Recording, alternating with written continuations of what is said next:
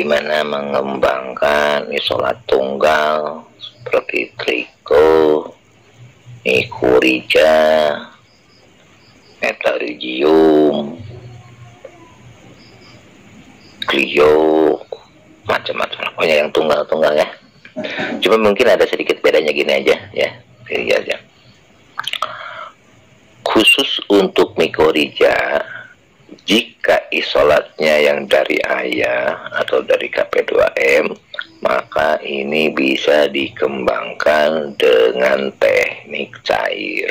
Dulu sebelum ayah mengembangkan miko yang sekarang ya, dulu ayah pun sama pakai teknik standar. Misalkan kita infeksikan ke akar, kita treatment sekian waktu, sekian lama, sekian bulan, sampai akhirnya mycorrhizanya berkembang menginfeksi akar, kemudian akarnya memanjang, habis gitu baru kita ambil media dan akarnya. Dulu seperti itu ketika mikonya masih standar, belum kita rekayasa. Kebetulan alhamdulillah, izin Allah, kita sudah punya mycorrhiza yang sudah bisa dikembangkan dalam bentuk cair gitu ya.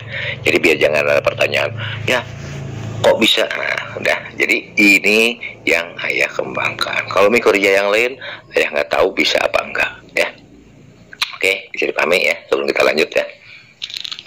Kemudian triko yang dari ayah itu pun sama, sudah kita rekayasa bisa dikembangkan dalam bentuk cair. Meta pun sama. Dulu ayah ketika mengembangkan meta, ayah infeksikan ke inangnya, entah ke belalang, entah ke ulat, entah ke uret, entah ke apapun. Setelah jadi mumi, kita ambil sporanya ya, dan bla bla bla bla. Kemudian kita kembangkan lagi seperti itu dulu. Nah sekarang meta yang sekarang ternyata alhamdulillah izin Allah juga sudah bisa kita kembangkan di media dan bentuk cair. Kenapa? Karena dengan teknik seperti yang sekarang yang sudah kita kembangkan ya, baik trikonya, mikonya, metanya, waktunya jadi lebih singkat untuk pengembangan. Coba bayangkan dulu miko untuk bisa kita sampai panen itu butuh waktu minimal sampai 3-4 bulan sampai menunggu pohon inangnya bisa terinfeksi. Begitu juga dengan meta, begitu juga dengan triko ya.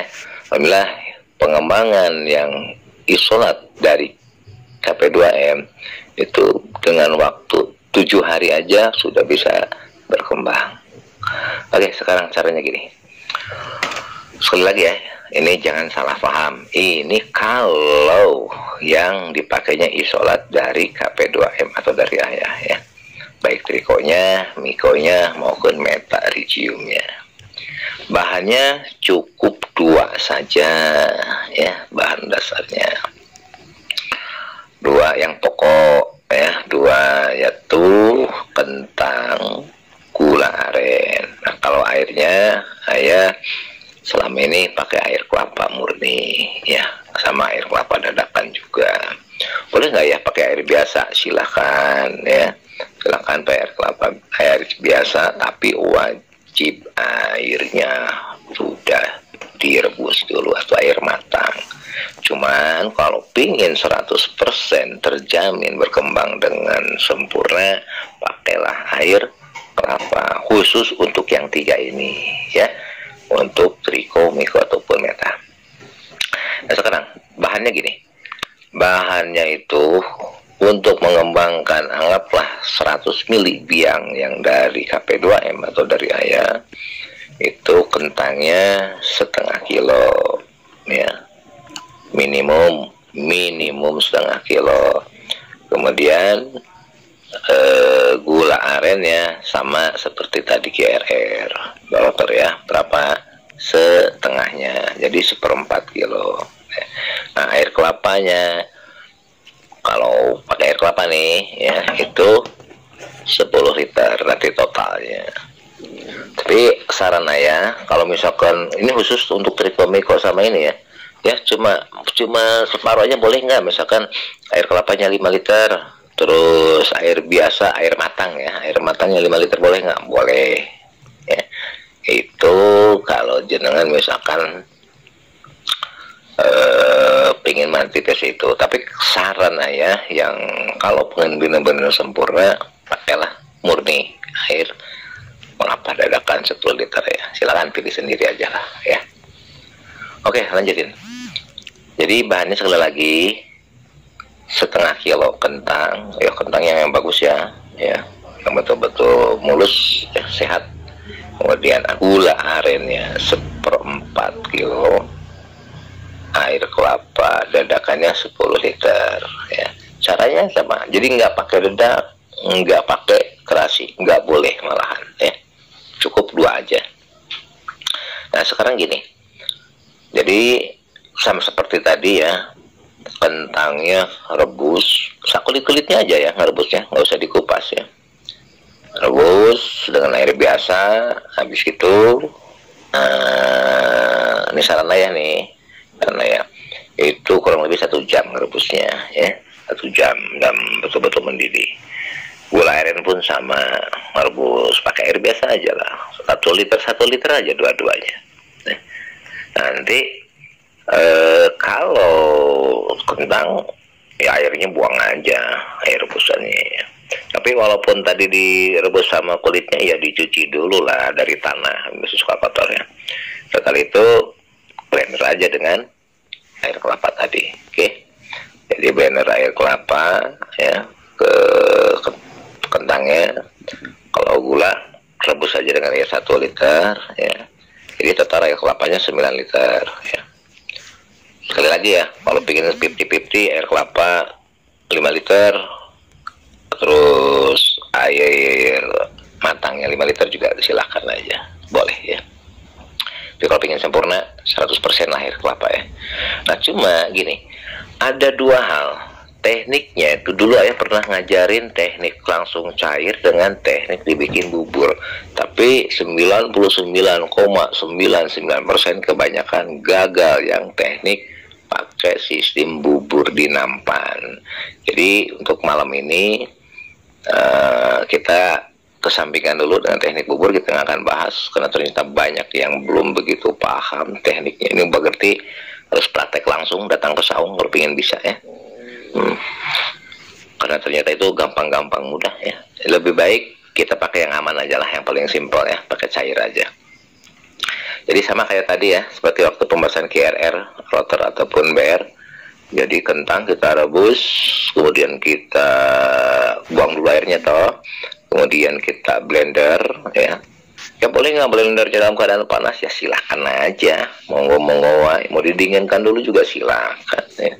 Cuma kalau dalam keadaan panas kan repot juga sebetulnya, nanti blendernya gampang rusak juga ya. Blender sampai betul-betul halus, kemudian setelah itu campurkan dengan gula aren, baru setelah itu masukkan terikonya, masukkan mikonya, masukkan metanya, silahkan. Teknisnya sama, apa, sterilisasi dijaga, alatnya, bahannya, tangannya, pokoknya semuanya sterilkan. Oke, sama. Kalau pakai teknik cair seperti tadi, wadahnya itu harus ada ruang kosong maksimum 10. Kenapa? Karena triko, miko, meta yang kita kembangkan sudah kategori bionuklir juga ya. Jadi kemampuannya udah dahsyat ya. Karena pernah kita coba dan sudah kita treatment untuk triko aja itu hampir 99% semua jenis jamur itu bisa terantisipasi ya. Bahkan untuk sekelas seperti yang paling susah seperti di sawit, ganoderma, atau di karet yang jamur putih itu alhamdulillah bisa diatasi ya. Sudah kita uji itu ya, alhamdulillah ya. Oke lanjut ya. Jadi sekali lagi, setelah kita simpan di wadah, ruang kosong maksimum 10%, minimumnya 4%, sama ini jelek-jeleknya 7 hari, lebih lama lebih bagus. Saran ya 14 hari deh ya, biar yakin sudah betul-betul berkembang dengan baik. Oke, sama aja dengan teknik yang kemarin tadi, QRF. Cuma bedanya jangan pakai terasi, ya. Dedak boleh nggak? Boleh. Nggak pun nggak apa-apa, ya. Tapi yang paling pokok jangan pakai terasi, ya. Itu untuk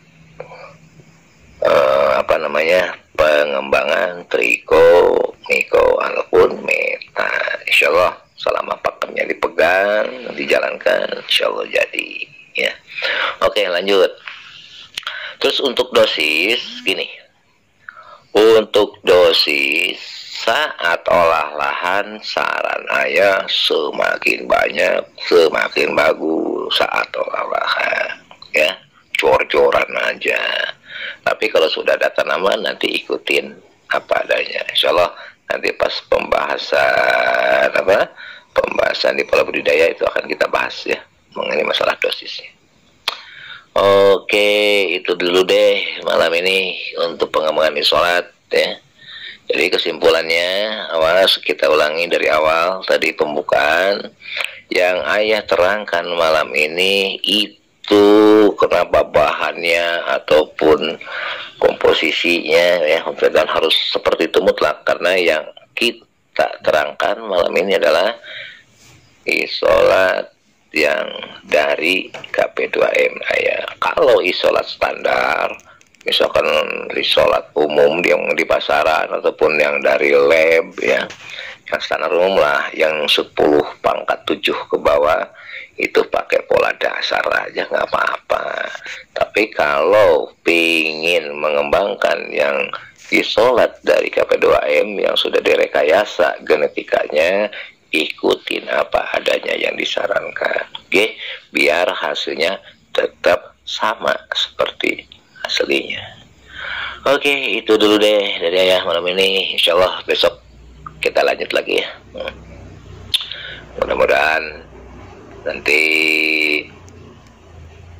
semuanya udah bisa membuktikan.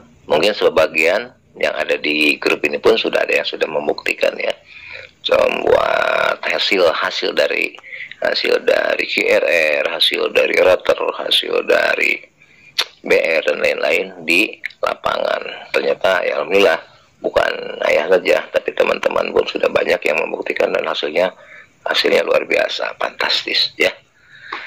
Itu dulu, mohon maaf jika ada kurang kata yang kurang berkenan, maklumlah, ya, namanya manusia, ya, nggak luput dari hilaf dan salah. Mudah-mudahan ini awal kebangkitan dari dunia pertanian Indonesia. Kita bukan lagi merdeka, tapi kita benar-benar berdaulat pangan, oke. Termasuk petani pun kesejahteraannya meningkat, petani, peternak, betul-betul berdaulat, bukan hanya sekedar merdeka. Yuk kita revolusikan pertanian, peternakan, perikanan Indonesia, biar kesejahteraan petani, peternak ikut terangkat, dan insya Allah kedepannya malah bisa berdaulat. Assalamualaikum warahmatullahi wabarakatuh. Salam repo.